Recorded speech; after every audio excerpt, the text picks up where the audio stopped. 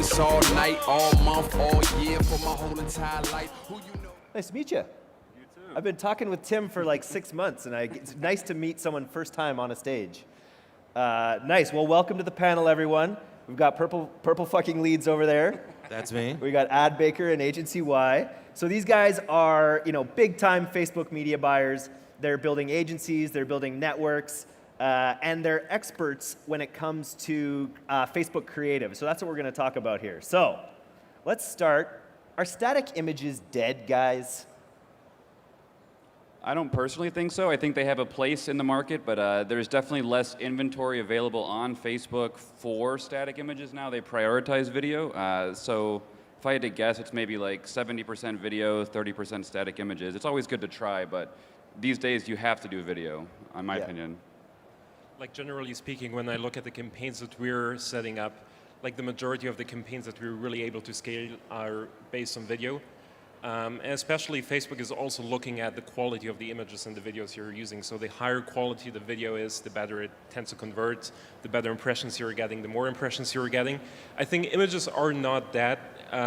They still do work, especially for retargeting, if you combine them with like an incentive, a discount, a reminder, or if you use like non-single image-based ad formats like carousel ads or collection ads, which have Canvas or... Yeah, exactly. It works really well, but I think that the future, in my opinion, is really going to be video marketing and video ads.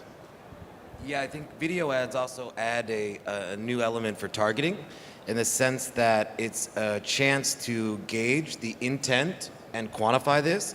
So we're able to build audiences, lookalikes, and remarketing based on how long someone watched a video. So if someone watches a video 50% versus 95%, we know that there's a higher level of intent. Where an image, we only see if they click or they don't click. We don't get this nice in-the-middle area of targeting.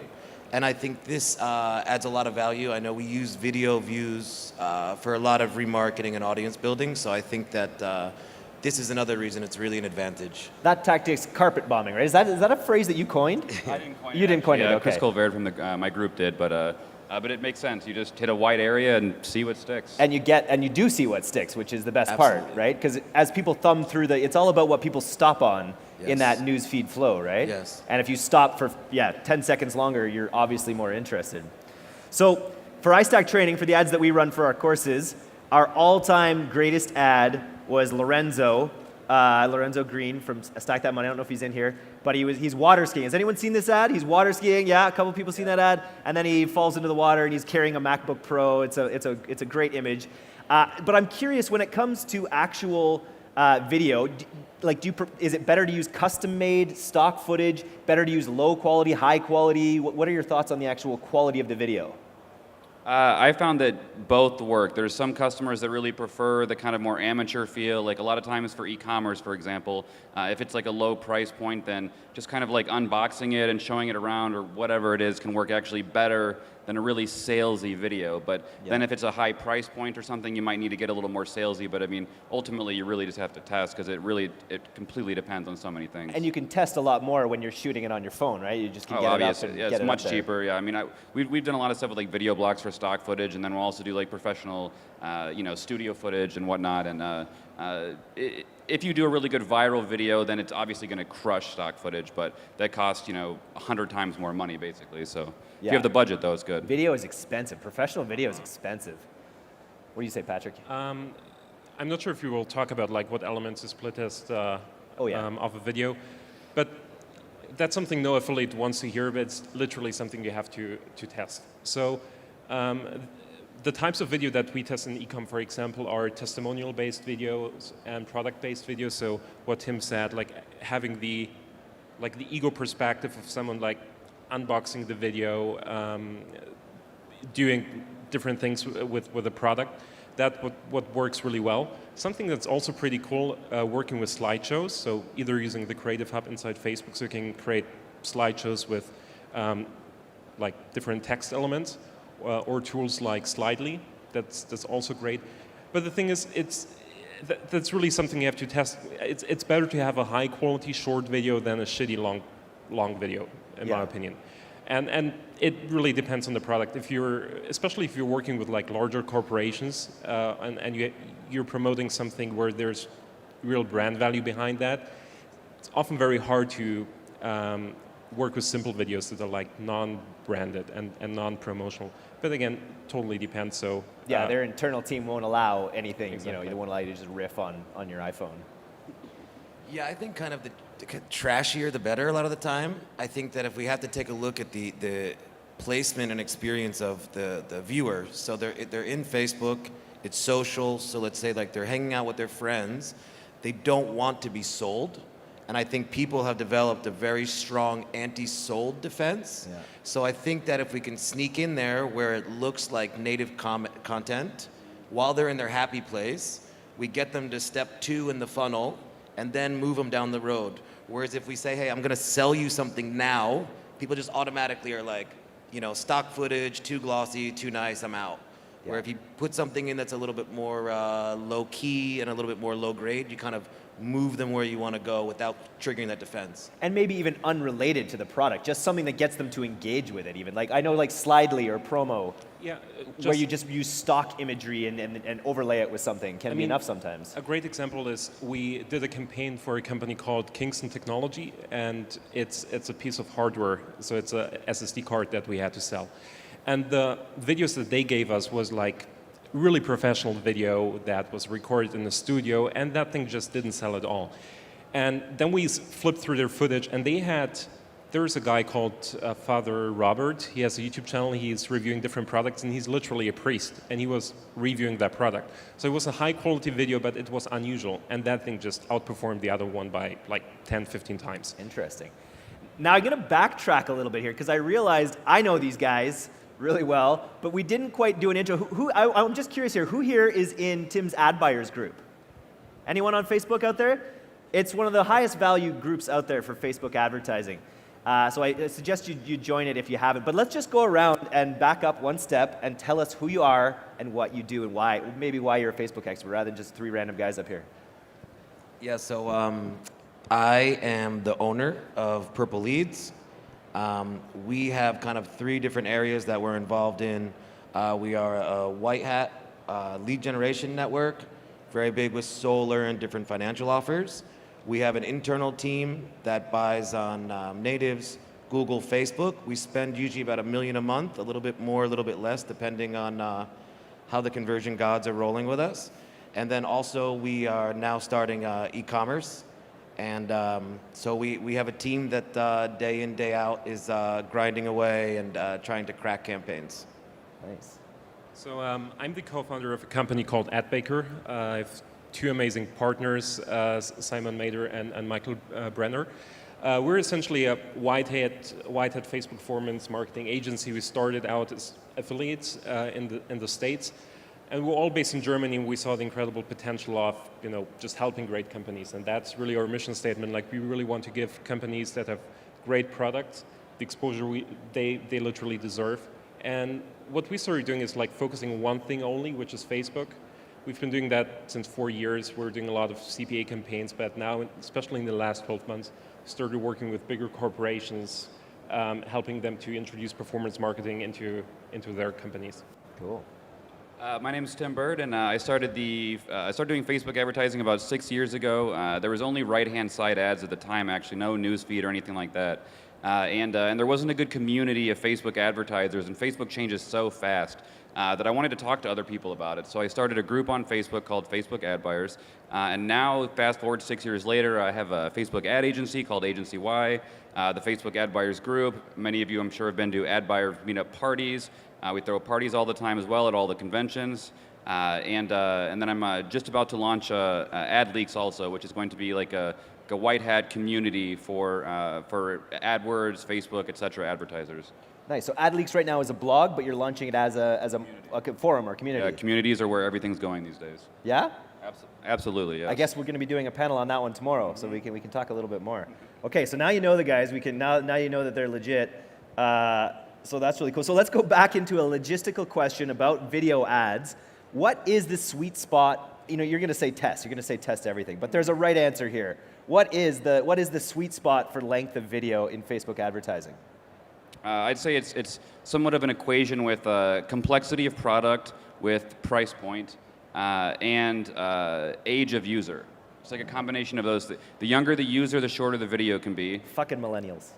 Then, if it's more expensive, it needs to be longer because you need to sell them a little more, explain more of the benefits, kind of get them a little more emotional about it typically, depending on what your funnel looks like, obviously. And then, so my opinion, though, I'd say anywhere from like 30 seconds at the least. I don't like doing those 15-second ones, but 30 seconds to like 3 minutes. Okay. For us, since we do a lot of e-com, it's on average 12 seconds, usually between 6 to 30. On mobile, less than 30. On Audience Network, more than 30 seconds, because people on Audience Network are used to like longer form content. And when it comes to audience building, what James said, that you're really going broad with the video, you don't even specify the interest targeting if you're operating in the mass market. We use videos that are at least 2 to 3 minutes to like really weed out the audience that's really interested in the niche and in the product. So typically we try to keep things short, but when it comes to audience building, or if we really try to push something hard into the audience network, we use longer videos. Cool. Yeah, I'm going to be a little bit outside the box on this one. Mine tend to be very long because I keep a bouncing call to action at the end for a long time. So basically, I have enough content in the video to pitch, and as Tim said, more complex, it's longer. And then I analyze inside of the ad reporting when the fall-off point is. So let's say I've got a 30-second video, but everyone's falling off at 12 seconds. Then I'll try to edit it down and alleviate that fallout to get like a higher percentage watched. But at the end of almost all my videos, it stays static as far as the image, but then I'll have some type of bouncing call to action for another 30 seconds because people get distracted, they're scrolling, they stop, they watch the video, they look back.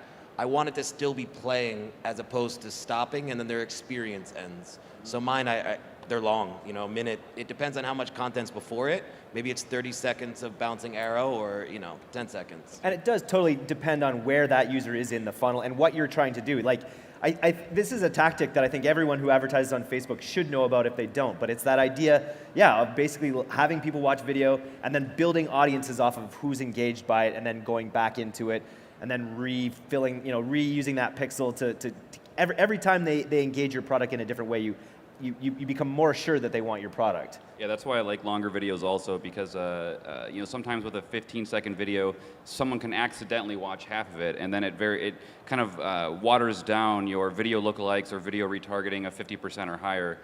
So that's why one reason I also like longer ones, and then if you're going to do like a retargeting with customer reviews and things like that, it's going to be a little bit longer also. So. But yeah, it gives you a better lookalike audience if on the higher percentage video watch. And then what is it sort of, do you build campaigns off of anything as low as 50% or 25%? Or are you really focusing on people who watch 75 or 95% of videos? Literally every single one. Every single one. Yeah, 3, 10, 25, 50, 75, 95. Wow. Nice. Same thing? For us, it's 75% plus, and there we actually do the retargeting to the offer. Or to the opt-in form, and between 50 to 75, we know that audience segment is still relevant, and there we do a lot of retargeting to content, then we retarget them again into the funnel, and below we tend to skip it, but I mean, there are different approaches. Nice. Yeah, I run all of them. You really have no idea. You just throw shit against the wall and see what sticks. Yeah. It's shocking. Sometimes the people that barely watch it super convert, and the ones that watch a ton of it don't. Maybe they were just interested in the concept, but they're not really buyers. Where other people just watched a little bit and they already decided, hey, I want to buy. So I just run all of them and split test them. Very cool. Split test. What a sexy answer. I love it. All day, every day, split test. All day, every day. Everything. So you mentioned this a little bit, James, and I think it's something everyone should know about as well. It's not just video that you run. It's like supercharged video with overlays, with graphical overlays, with animated things that get people to play the video and things. What are some of your best tactics when it comes to these enhanced videos or graphical overlays on videos? Yeah, so I think step one that's like super overlooked is the thumbnail. What do they see that's originally going to stop them from scrolling? So not everything is on autoplay. So first you need to get them actually to stop scrolling and press on the play. So I think split testing the thumbnail is step one key to catch the eye, to get them to press play, step one. Step 2 is once they press play, it's important, at least in my opinion, to have some type of pop and movement, whether it's left to right, top to bottom, bottom to top, that really like catches the eye and Star frames fade. it. Yes, something needs to pop at the beginning as opposed to just starting. It needs to tell them subconsciously, okay, this just began. And then they tie in and watch. You got like 2 seconds maybe to grab them, and then the better you grab them at the beginning, the longer they're gonna hold. So something at the front that really blows up. Like, my favorite hack is to actually occupy as much space in the newsfeed as possible. And how we do this with Canvas ads. So we have a video that's 1080 pixels wide and almost 2000 pixels high. So you actually need 1.5 scrolls, even on a iPhone 7 or 8 Plus, to actually just go through the video. And how we break it down is that on the top we have a video playing, so in the first section, then we have in the middle a call to action, which is usually yellow or orange, and at the bottom we have a static image, which usually displays the product or the solution. And the cool thing about that is that no matter where the user clicks on, because they have to click somewhere, no matter where they click on the video, because it's so large, they get forwarded to the canvas. And why we're doing it with Canvas, because if you use a different ad format, then the video goes full screen. And this is, I mean, this is literally the best thing you can do to increase like the click-through rate of an ad. I'm not seeing these ads very often, but you can do really cool shit with it. Like, for example, having a doctor talking about the product, adding some authority to the sales pitch that will come later down the road, and then you have the product underneath. Yeah. So you're compliant with Facebook because you have to either mention it in the ad text that you're selling something or show the product, and then you can like do the hard sale, or not really selling hard, but just focusing on the solution in the ad text and in the headline. Or the social proof, just adding social proof right under there as well, and all one ad experience. So it's really great, and especially because users, they get forwarded to a canvas then, which is also not something that's often like super often.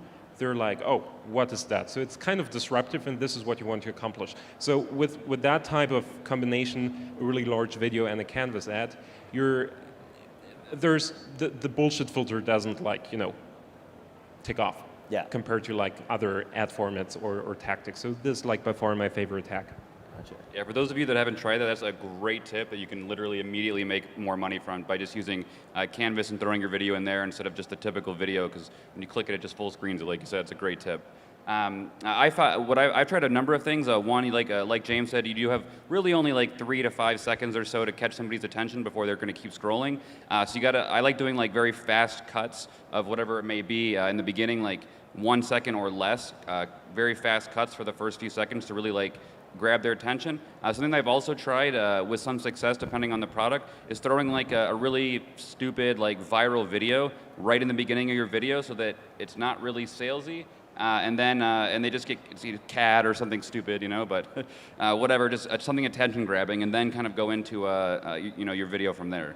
And then also vertical videos work really well as well. Like around 1,000 by 1,600, give or take.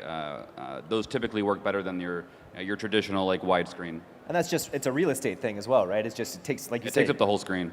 like how many thumb movements to get past those? That's a technical term, I think.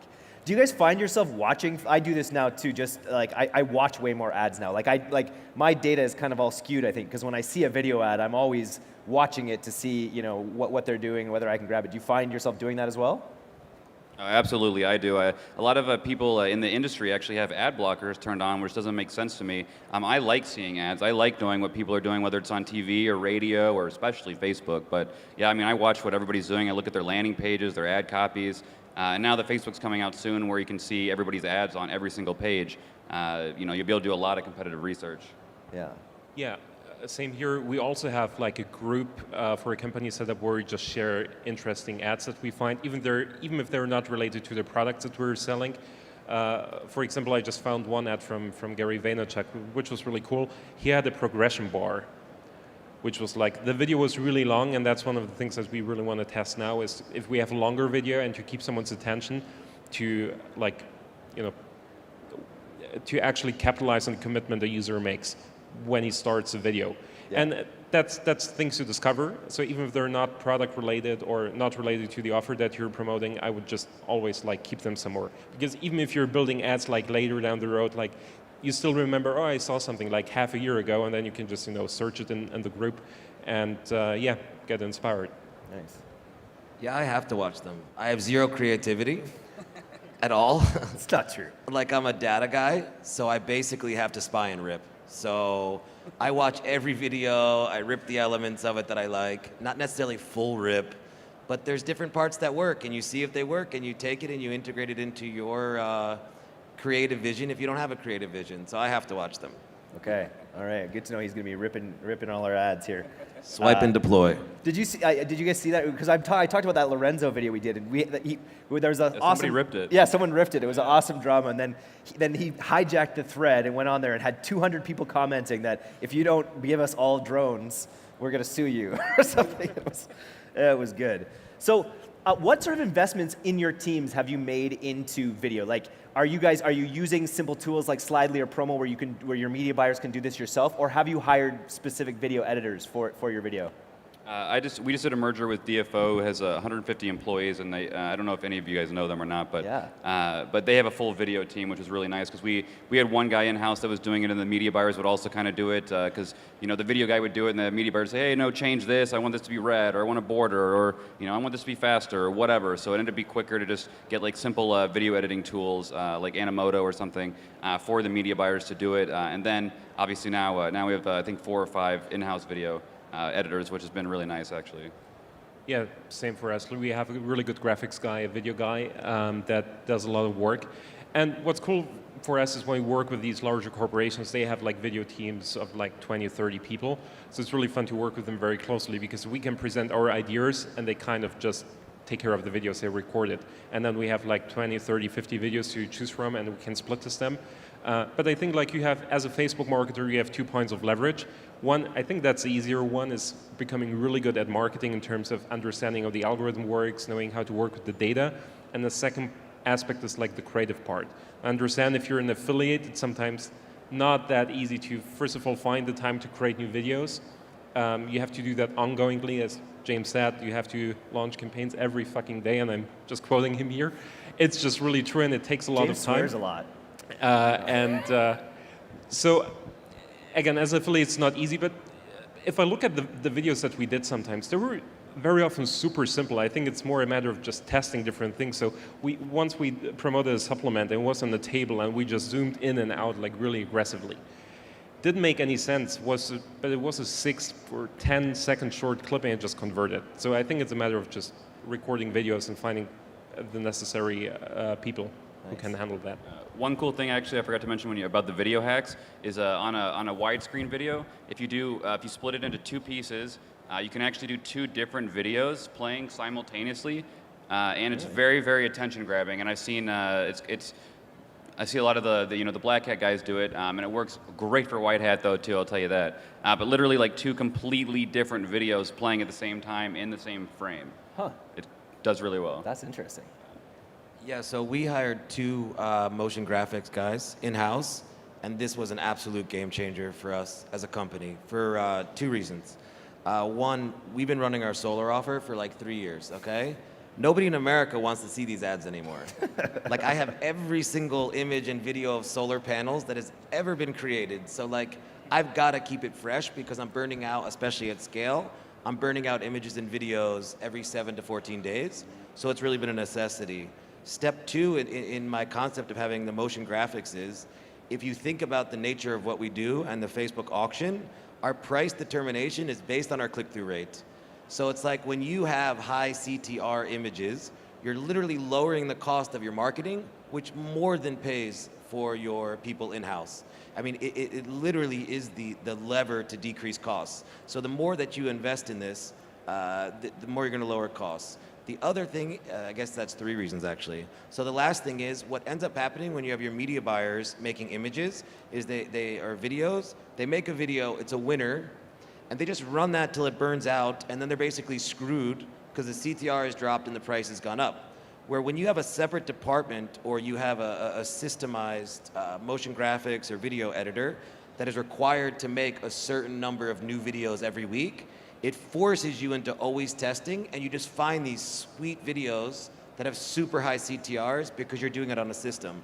Media buyers that are good are not video editors. Yeah. You know, they're just by nature, they're not. They're data people. So it's much better to make the investment in specializing in this area. I really, it's been a game changer for our company since we've made this addition. Who out here is running video ads right now? A good amount for sure. How many have an internal like video person who's invested in that? Yeah, another good amount. I think it makes a ton of sense. Like it's just going to lower your costs drastically.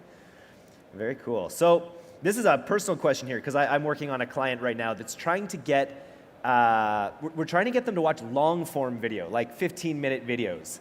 And right now they're really pushing to have all the advertising and all the audience building happening on Facebook, which is what I'm suggesting. But then they want us to send them to YouTube to watch because that's where people will actually sort of digest and watch. And I'm like, but then you lose all that data. You're not going to be able to build the audience. But do people watch long form videos on Facebook? Absolutely. A lot of times people do like VSLs and whatnot off of Facebook. You can actually, as long as it's compliant, obviously, you can actually just use that a lot of times as your ad. Use that copy as the copy and then send them right to your lander. You can bypass all of that drop-off that you would normally get in your funnel. So yeah, I've seen videos as long as 20, 30 minutes. There's obviously more distractions on Facebook. They can get distracted by another video or a message or whatever, but you do get a lot more audience building tools, and yeah, you should tell the client, don't send them to YouTube. Yeah. That's terrible, yeah. Gonna. Yeah, absolutely. Like, especially when we do lead gen for like more complex products that require a lot of, where we need to cover different things. Some videos are like 7-8 minutes long. They watch them.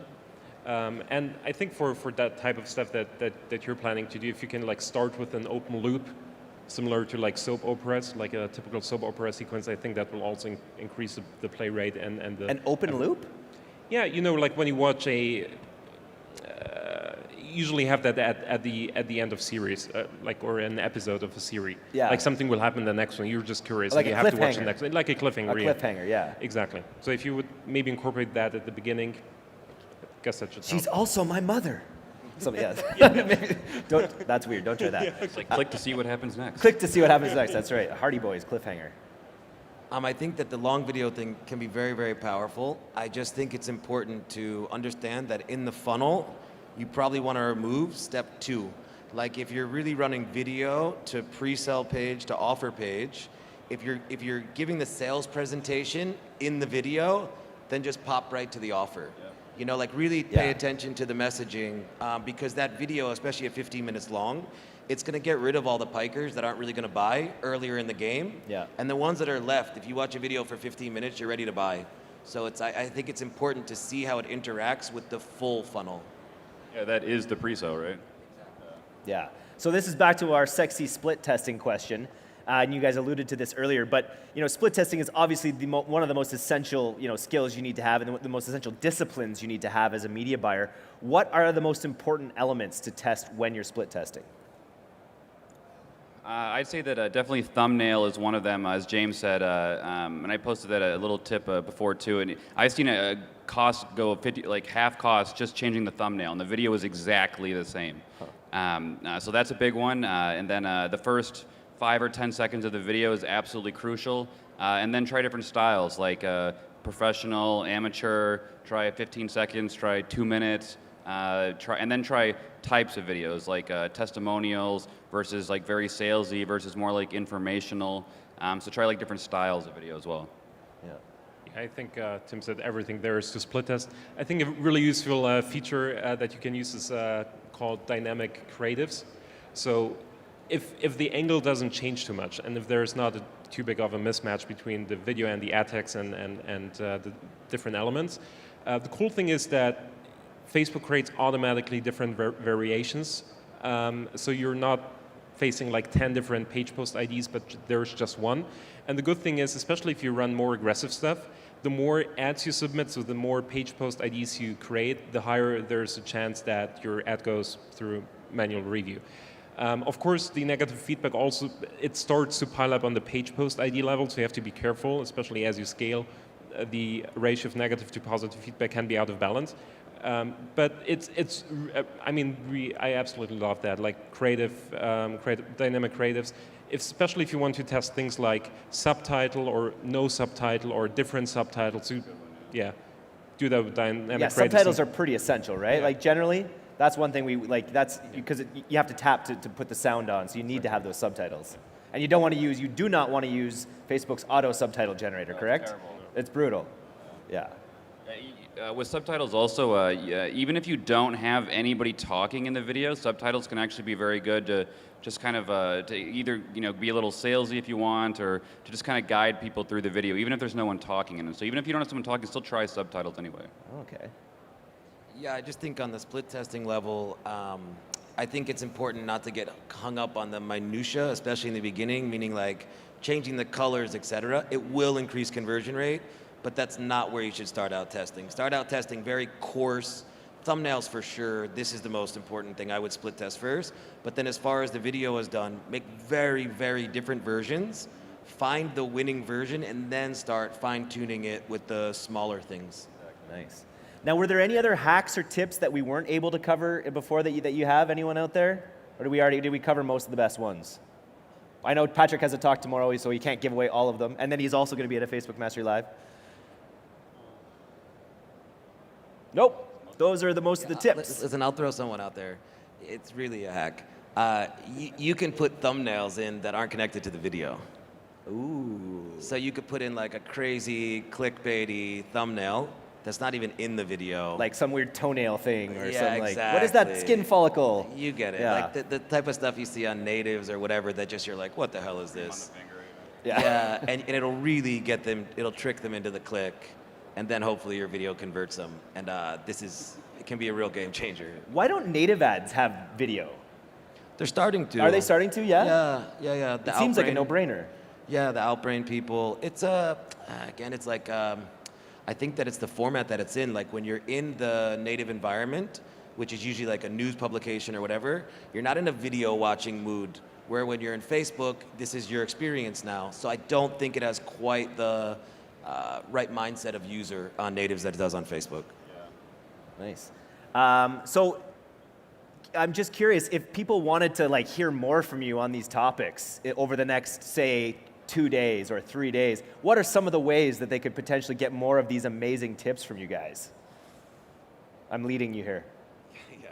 So, well, 2 ways, Eric. Yeah. So the day after this, I'll be speaking at Facebook Mastery Live, which is already sold out. Sold out. But we will be live streaming. Recordings and then also available. After that, we're doing a elite retreat, basically a mastermind. There's going to be multiple speakers besides myself. Guys pretty much a lot smarter than me, so I'm pretty excited about learning. Way more creative. Way more creative. Better dressed, everything. But no, basically, there's going to be guys that myself and these different people are going to sit down and help basically analyze people's businesses, analyze campaigns, and just answer all the questions that they have to really just give them whatever they want. As opposed to just kind of a teaching model, it's going to be a chance just for everyone to ask so that we're able to help. It is, as you know, it's sold out. We have one villa. We do have one villa spot left, and then day pass is available. Yeah, so I was gonna say, if you guys want to come, and I would implore you to do so, I mean, everything we do is learning based. It's pretty much the biggest investment we can make because we have brain jobs.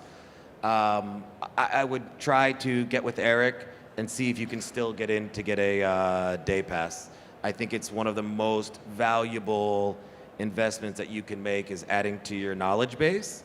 If we think about like college, a lot of people go to school in the United States, spend $45,000, $50,000, $60,000 that they can't pay back for years and years and years, where spending a couple K on a learning event that you can get your ROI back in the following week is huge. I went to Tim Bird's mastermind.